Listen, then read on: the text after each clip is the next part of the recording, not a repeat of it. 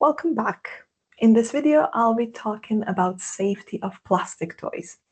While plastic appears in many categories of toys, in order to keep this set of videos short and sweet for you, I decided not to go and separate all the different functions and types of plastic toys.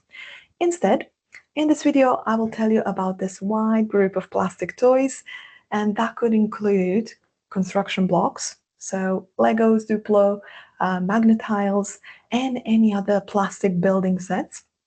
Vehicles, so cars, trucks, trains, boats, as well as action figures, plastic dolls, character toys, animal figurines, and of course, small world play elements that comes with it, so trees, houses, and anything similar. Many of these toys combine multiple materials and functions. So advice on these toys will often overlap with other videos that I've made. I suggest if you do have time, please watch other videos so that your information is complete. Now, talking about safety of plastic toys. Of course, we're going to start with age recommendations and age-related safety. Starting with the youngest ones, so under 3s. When children are under 3, there's the most safety advice and regulations around it. When it comes to plastic toys, again, very wide group. Key element here is no parts smaller than 3.5 centimeters in diameter, and no detachable small parts under 3.5 centimeters. So what I mean by that is that the toy shouldn't be by itself smaller than 3.5 centimeters, and that any parts that you can detach from it, be it, wheels, hair, hats, accessories, caps, hair, whatever you can detach from it, shouldn't be smaller than 3.5 centimeters. This is because small children can ingest things, and that is the diameter of their throat, so it could cause choking. We can test small parts in toys by using what's called a small object tester. You can see it here on the picture. This is a tool used by manufacturers and testers to determine what parts are too small for, under 3s. And whilst this is available online for you to buy, you can buy it by searching for small object tester or choking hazard test. But I wouldn't expect people to have something like that at home. Instead, there is something very similar that I believe all households have. So to help you test your toys already today, I would suggest you use a toilet roll tube. So toilet roll tube is the simplest possible item, usually, so fairly standardized measure. Their diameter is also 3.5 centimeters. So basically what you would do is to take the tube and try to push an item through it. If it goes through, it means it's smaller than that 3.5 centimeters and therefore shouldn't be around any children under 3 or anyone who is still mouthing and exploring with their mouths. Now, another thing that we need to be careful with this group of under 3s is long strings and cords. I've mentioned this in previous videos as well, so anything that's over 22 centimeters or roughly 8 inches poses a risk of strangulation, so them being tangled inside it. And young children of that age are not yet knowledgeable enough and don't have coordination enough to actually get themselves out of it. So there is a serious risk of strangulation. There is, of course, another video on strangulation risks as well.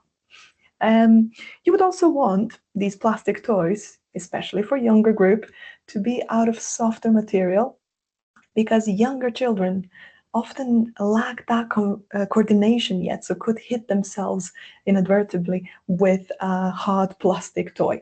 So younger the child is, chances are, if you look at on the shelves, these toys are going to be made out of softer, maybe silicone material. So sharp edges on these toys could be made by design and look like that, or they can happen because of the toy being broken, which is also very sharp and dangerous.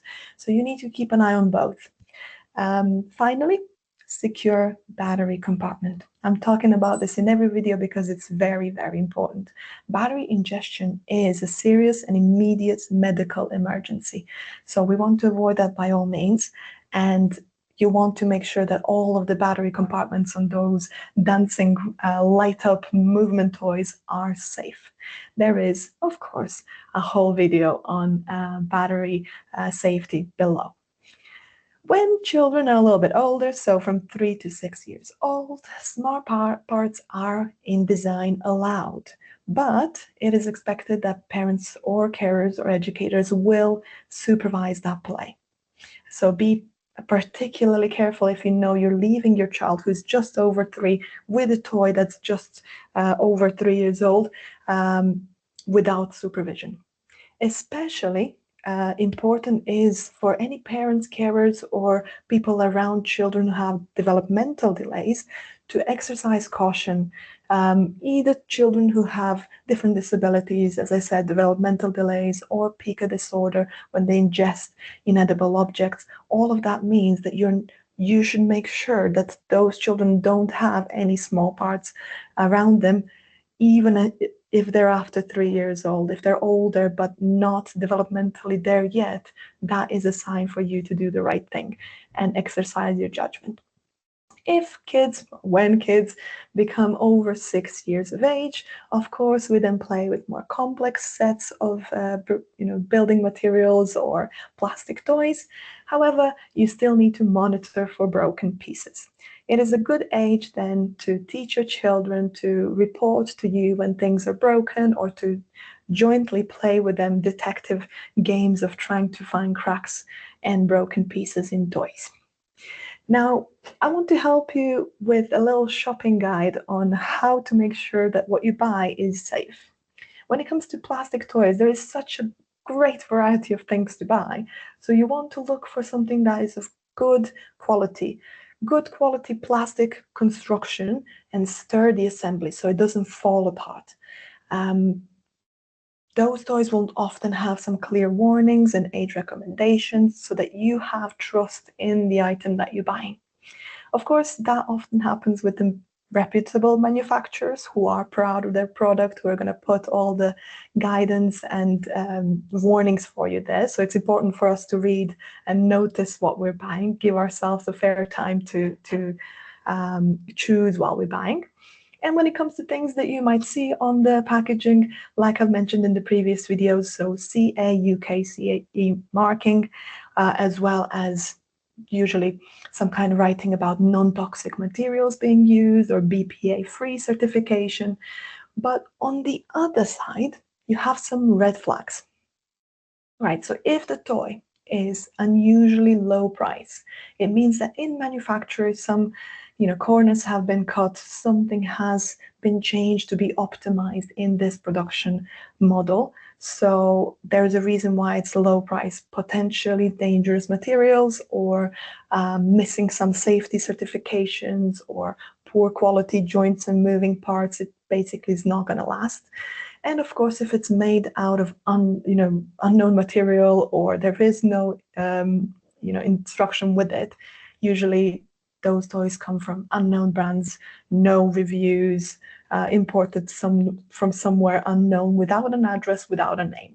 I personally would not go for toys like that because it's, in the long run, bigger risk for you, and you want that peace of mind when your child is playing. Okay, so once you actually do get that toy home, or when you have already loads of toys at home, let's talk about maintenance and health and care. So how we're going to make sure that these toys are safe as the first day when we bought them. Of course, we can do weekly quick checks and maybe monthly more thorough checks, right? So what would this include? Very simple visual damage check. So you will look for any cracks, anything that's worn out, any loose parts. And of course, while you're there, inspect that battery compartment. In these longer checks, you might, together with your child or no, test all moving parts. So if you have those wheels or things that are turning, try to turn them, check if they are still very securely attached, and check structural integrity of that toy. What I mean by that is squeeze it, shake it, do typical movements that your child would make when they're playing. And of course, we would clean and sanitize. Now, how would you clean plastic toys? That is very straightforward, because in most of these toys you can use warm soapy water and regularly clean over. You can, of course, up your game with disinfectant wipes for cleanup or different sprays, but please avoid harsh chemicals because they can, first of all, stay on the toy and then end up somewhere on the skin or mouth of your child, or it can affect material integrity, because these materials, if they're faced with harsh chemicals, could lose a bit of that strength and just slowly fall apart. When you're cleaning a toy, ensure that you're drying the toy as well thoroughly after, so inside and outside, so that you prevent any buildup of mold or bacteria inside. My final note on this category of toy is on storage and organization. So you would want to keep this safe by sorting by size.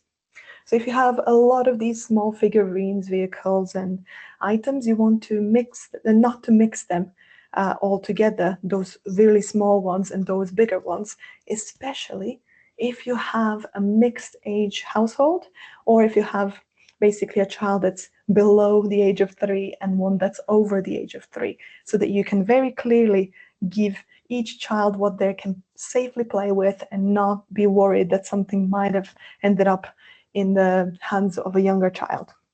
You would also want to use clear containers so that you can very clearly and quickly see what's in those containers, so that your child can also see and request things.